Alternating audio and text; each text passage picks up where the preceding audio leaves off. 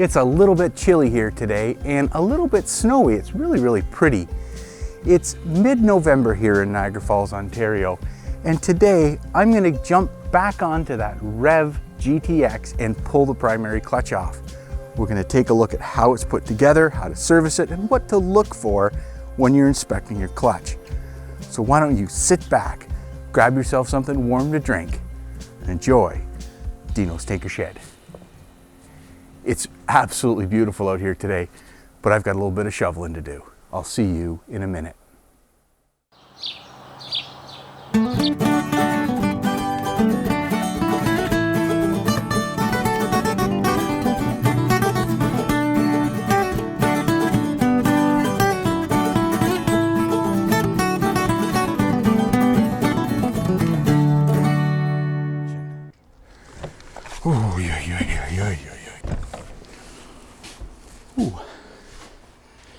For those of you who are following along, last episode we actually tackled the secondary clutch on this 2005 Skidoo GTX. This week we're going to do the same thing with the primary clutch now that I have a puller that I borrowed from my son-in-law. Thank you, Peter. Now on the secondary, we took it off the machine, broke it into its bare components, cleaned everything, inspected it, and put it back together. And that's exactly what we're going to do today on this primary clutch. Now these clutches work in synchronicity with each other, so you really are doing yourself a favor if you service them both at the same time. The first thing that we need to do to get this clutch serviced is to get it off of the machine and up onto the bench the same way we did with our secondary clutch. So why don't we get started with that right now? Getting the primary clutch off of this Skidoo is similar in some ways to the secondary clutch that we've already removed here. It's held in place with one bolt, very similar to the secondary, but that's about where the similarities end. When you pull the bolt out of the secondary clutch itself slides easily off of the spline shaft that holds it in place. The primary is much different. This large bolt here that has a 21mm head is torqued down about 74 foot-pounds of torque, if I remember correctly. Even once you get this bolt out, the clutch will not slide off, not normally anyway. The reason for that is, unlike the secondary, the primary clutch does not sit on a spline shaft, but rather it sits on a tapered shaft, a smooth tapered shaft that, when torqued down here, locks it to that crankshaft so it will not move. Now, in order to get this off properly, you need to use a puller, and pullers are cheap. They're about $21 or $29 US, I think, right now. Canadian, they're maybe about 37 bucks. You can get this off. There's a bunch of different tricks where you can use water, and I've actually used the water method. It does work, but a puller is really the best method and the least challenging for people to actually get these things off. In order to actually get that bolt out of there, we need to somehow secure that primary clutch from turning. Right now you can see it turns fairly easily by hand.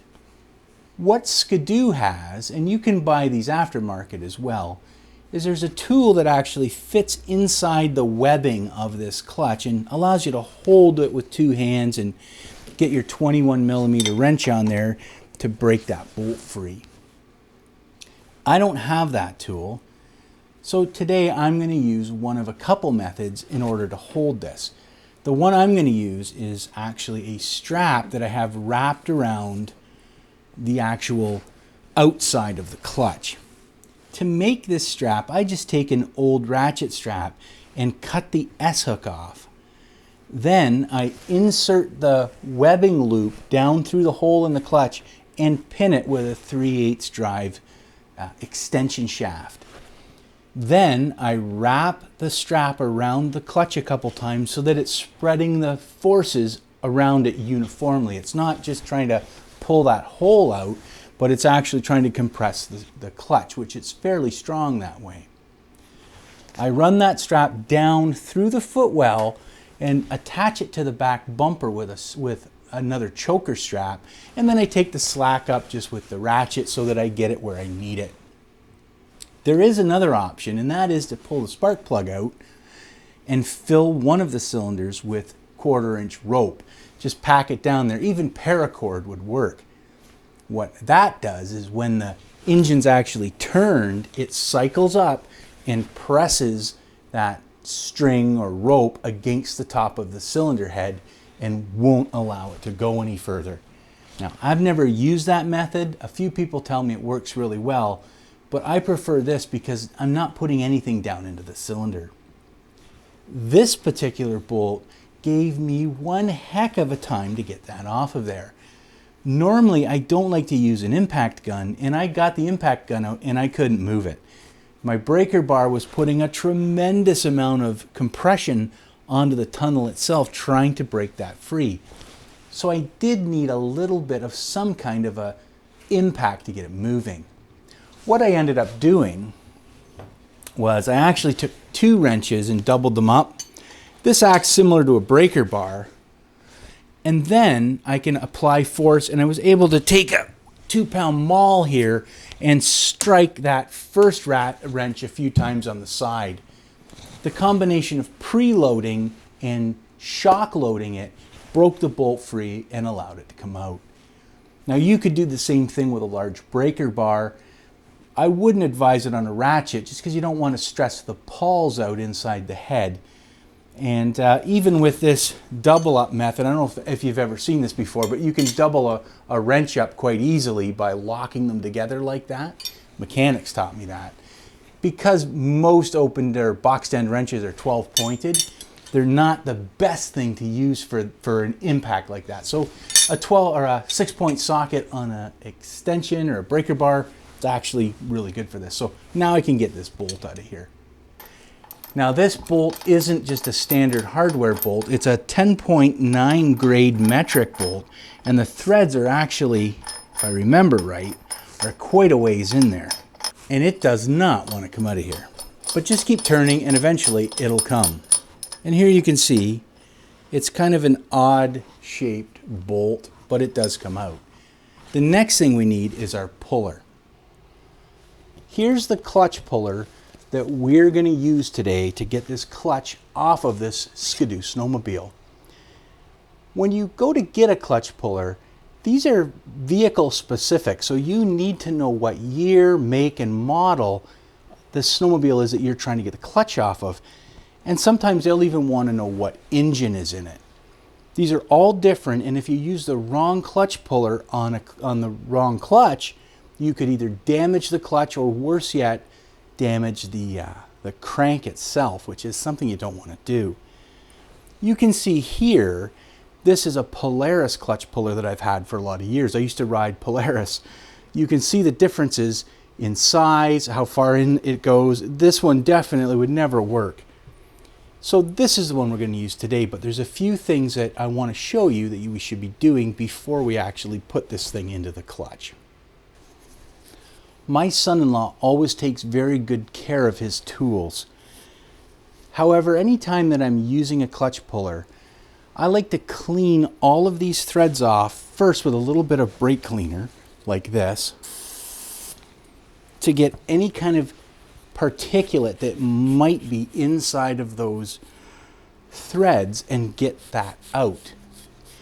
We are going to be inserting this under some pretty serious forces, and any kind of grit that might be in there could gall the threads and make it more difficult to get this thing in.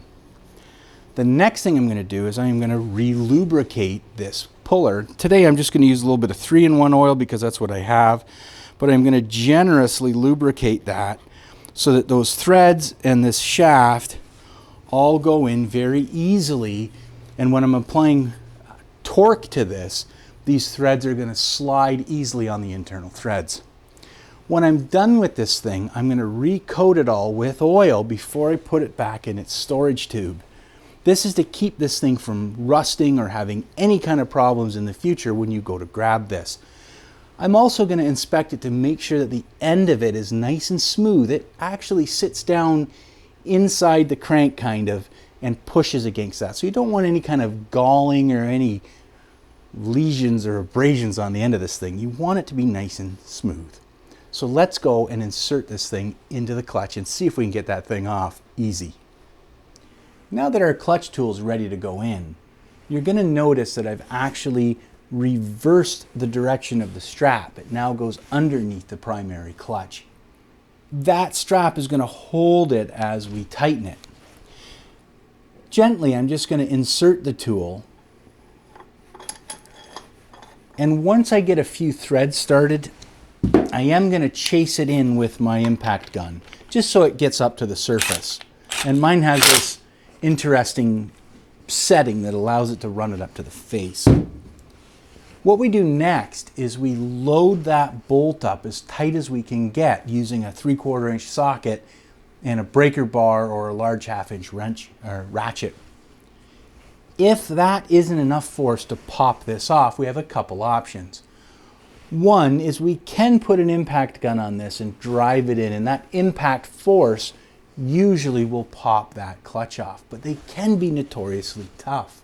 Otherwise, we can continue to tighten this up and then take your ratchet or your impact gun off and strike the face of that puller with short, sharp wraps with something like this. That force in that impact, again, will sometimes pull that right off. Worst case scenario, we may have to add some heat. I'm hoping we don't have to. So let's try now just by tightening this up, and if that doesn't work, we'll use the impact. So now we're just going to turn this in, hoping it will pop that off, which is probably not going to happen. Might have to get over here. Now this is a, oh, look at that. It came off right away.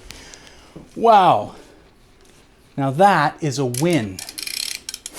That is an absolute win. You have no idea how many of these clutches give people problems, myself included.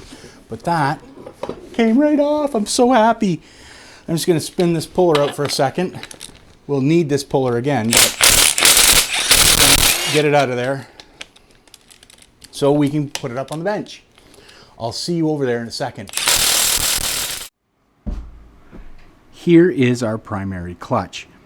Now, the nice thing about this particular clutch, these Skidoo clutches, is you can actually see this arrow here. This lines up with this mark on the outer movable sheave, and there's a mark here on the immovable sheave with the ring gear.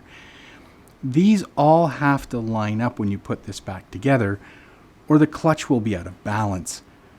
Skidoo goes to the effort of actually pre-marking these, which helps you get this thing back together. Now you can see, if I reach down in here, there's a fair amount of belt dust which I'm going to want to clean out of this. In order to actually disassemble this unit, you're going to need the puller again. So I'm going to get the puller out here, and I'm going to re-thread that back down into the thing. They say to put it in about 13 millimeters or so, just to make sure it has a good grip on the threads inside. What we're going to do is we'll use a mallet here and strike that puller while holding the sheave off the table like this. This in turn should separate the movable sheave from the fixed sheave that's attached directly to the crankshaft. So let's give that a try. I'll hold it off the ground and give it a wrap here. There it goes, separated. We should be able to just unthread the puller again. Put that right back in the case here. And this should just lift off. Here we have the fixed sheave. What we're going to do is we're going to just take a quick look. You can see how dirty it is on the back here. We're going to clean all this up either with soapy water or brake cleaner or whatever you have to get all of the rust and all of the goo off of this thing. Once that's done, we'll come back and we'll surface this. I'm going to put this aside for now.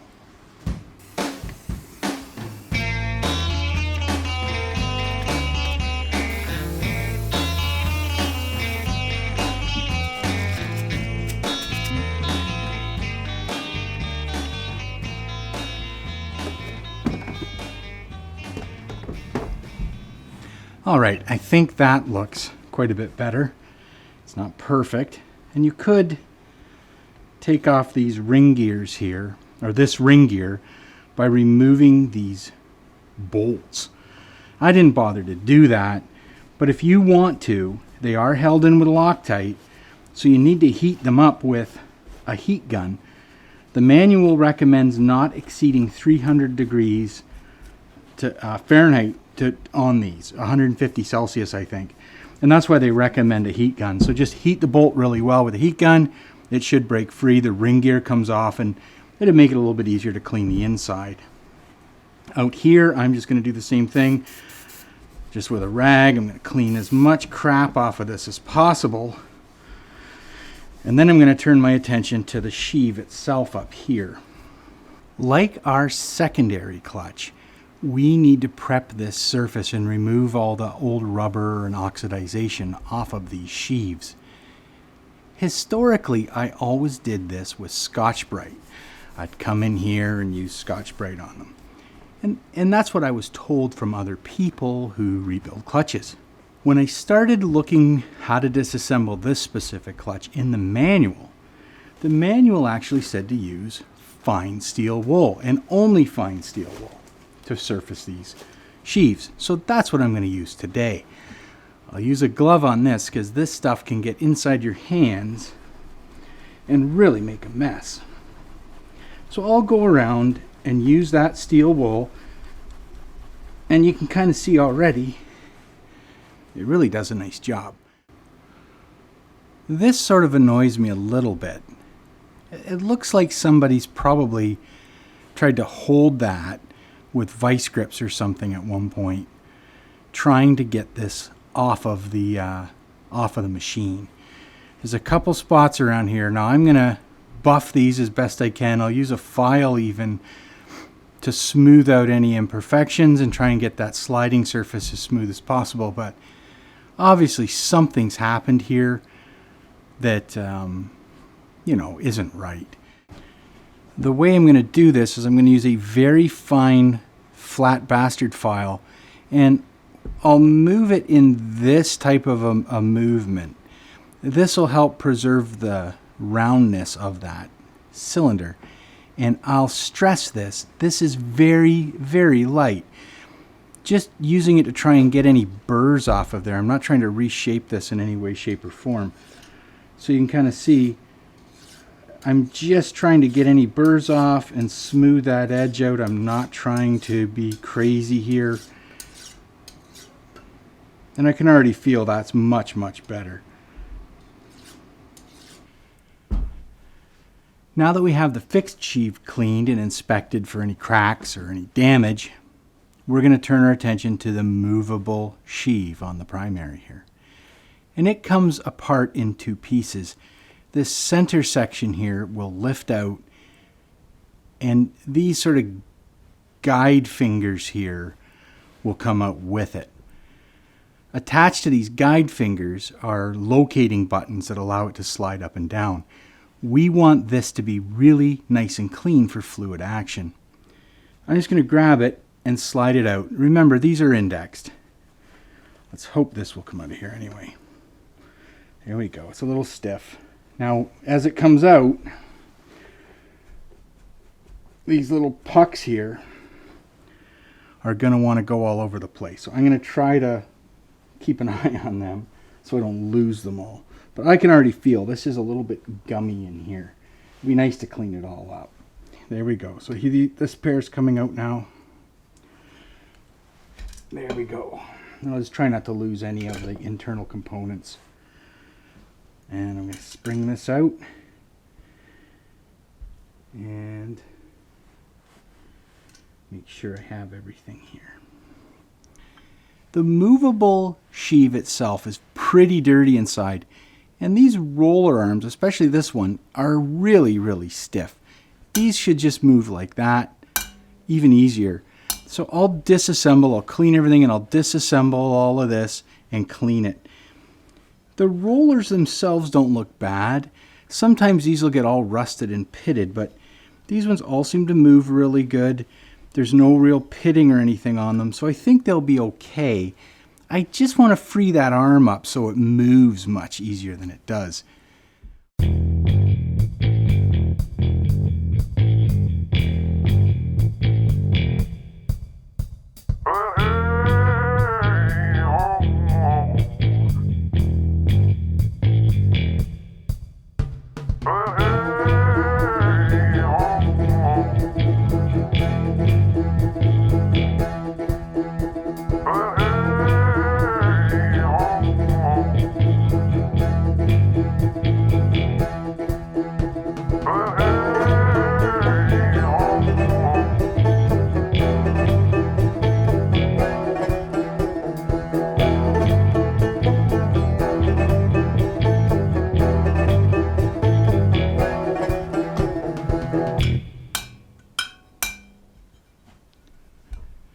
Even though I've cleaned these slides here, this is where those buttons ride.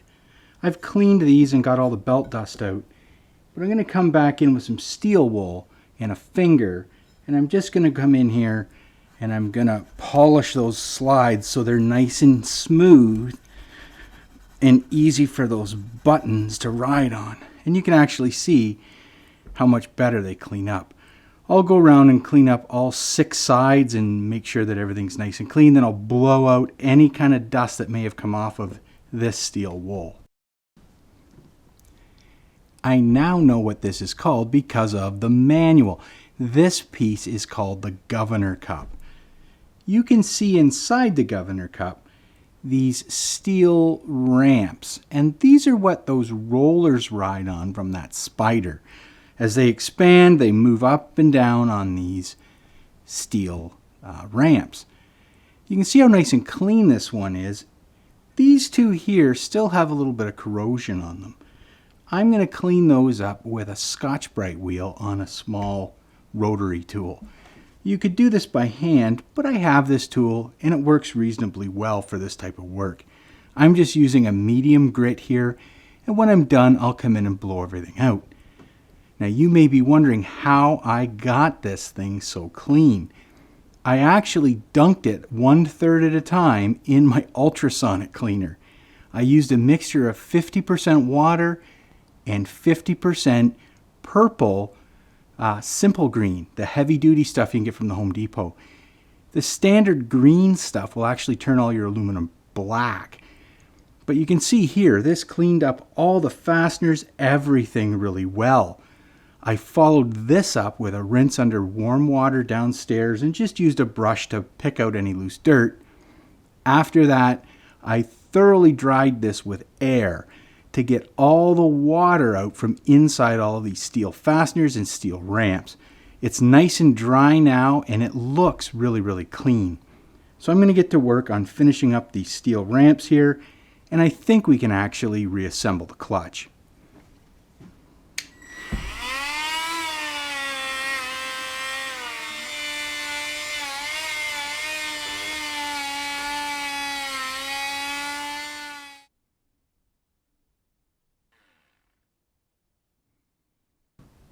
There is one further step we could take if we wanted to, and that is to remove this cap here.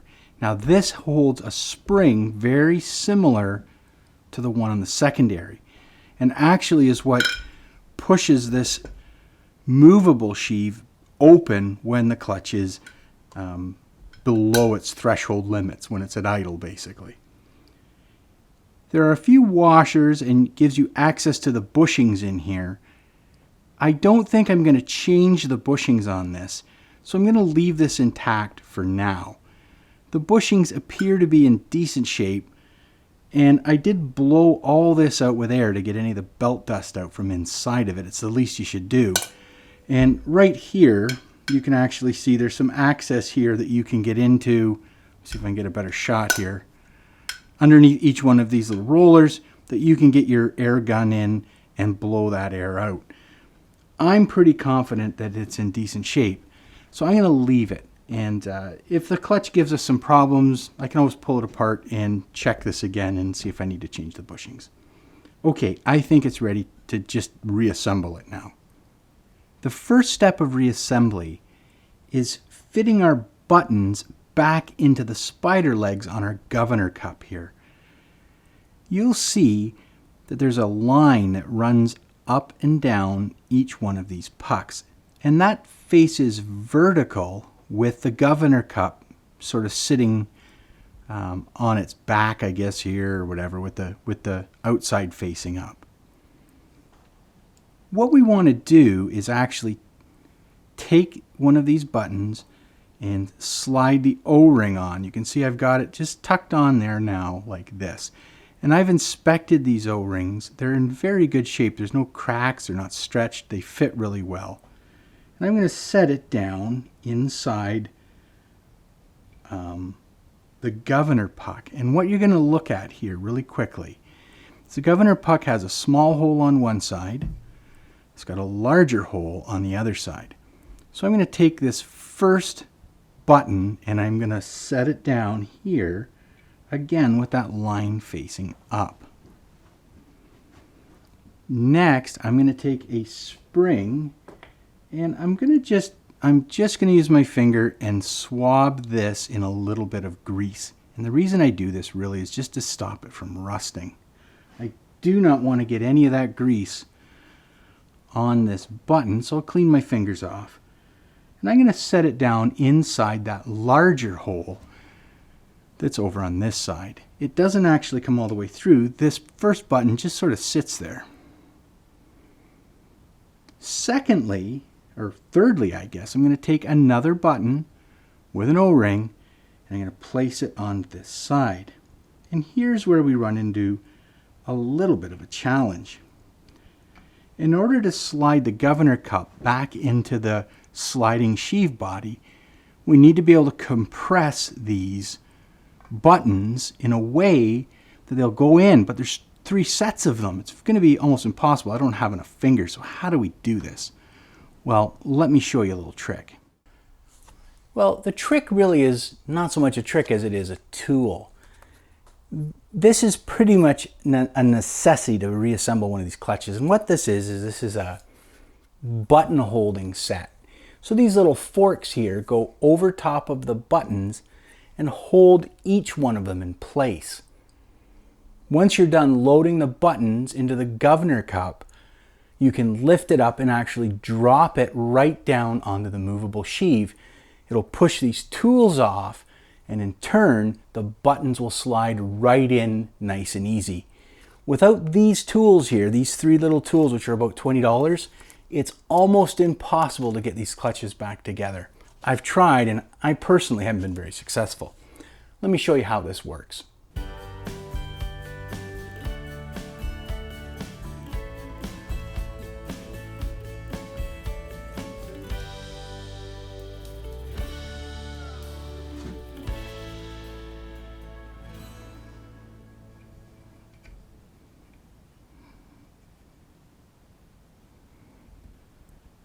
There we go, all loaded, all 3 of them, and they're ready to go down into the movable sheave. I'll go get the movable sheave and we'll get these things pressed in. All right, we're gonna now take our governor cup and we're gonna push it down into these movable rollers in that.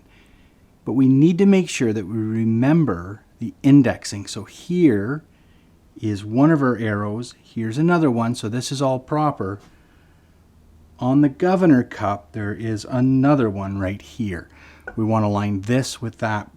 So let's do it now. I'll put these and set them down, and you can see that they rest on these actual guide towers here. Now that we have everything lined up and indexed properly, all we're going to do is push straight down on the top part of the governor cup and it should drop down into the movable sheave. We do this with one nice smooth motion. It'll eject our indexing keys here for the buttons. Hopefully everything will work out well. I can give it a go now. Here we go.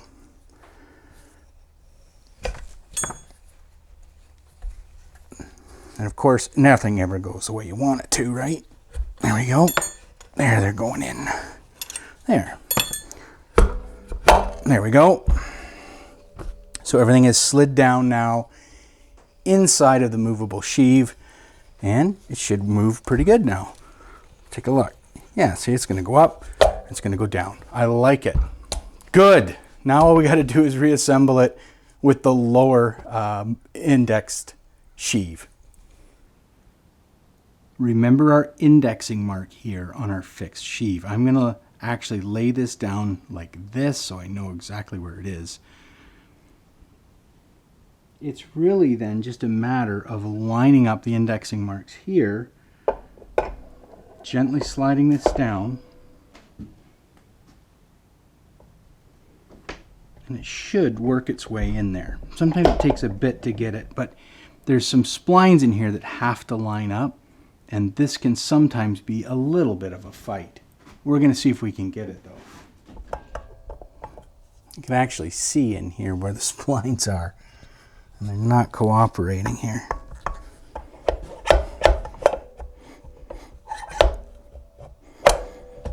There. I just felt it engage. I think I've got it here. Everything's locked in. I can put this onto the sled now. As you can see, I've already come in here and I've cleaned up all in behind the actual clutch itself. And I've cleaned the crankshaft and removed any kind of grease or debris that might have been on there. You may be tempted to actually put a little bit of anti-seize on that tapered shaft there, but you really shouldn't. The manual says that you should clean inside the clutch taper and the taper itself out here and then put it together with no lubrication at all. And that's what we're going to do today. While I'm here, I'm just going to take a look at my crank seal bearing. It's difficult to tell if these are leaking or not just visually looking at it, but this one looks like it's in really good shape. And the way the engine runs on this, I'm pretty confident it is actually in good condition. So what I'll do now is I'll just slide on the actual pulley and I'll clamp it down at 66 foot-pounds is what the manual says to actually lock the clutch onto the taper. Let's do that now. I know that we have been talking about indexing marks all along this clutch. However, when it comes to actually mounting it, there is no real orientation. It just slides on there and then that large bolt wedges it onto that taper. That's all that holds this from spinning when you actually put the juice to it. When you do put this on though, be cautious not to put any pits or chips or anything on that shaft. So I'm going to take my time, I'm going to line it up gently and just put it on like that.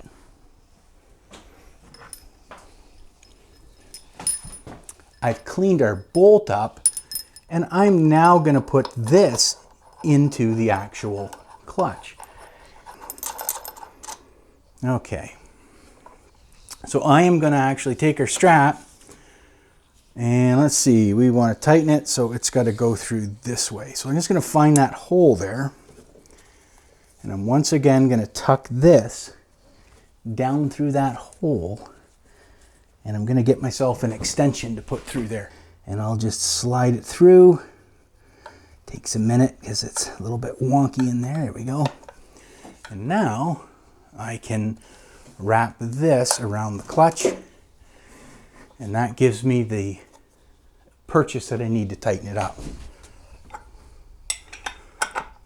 And you'll see it's actually moving everything in a little bit here as it seats it down onto the actual spline, the tapered, not spline, the tapered shaft in there.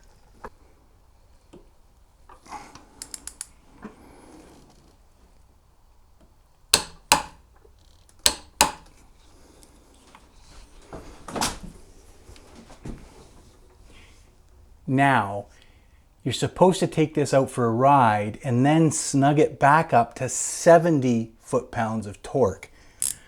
I don't have the ability to take this for a ride, but I am going to run the track a little bit on the stand once I get things put together.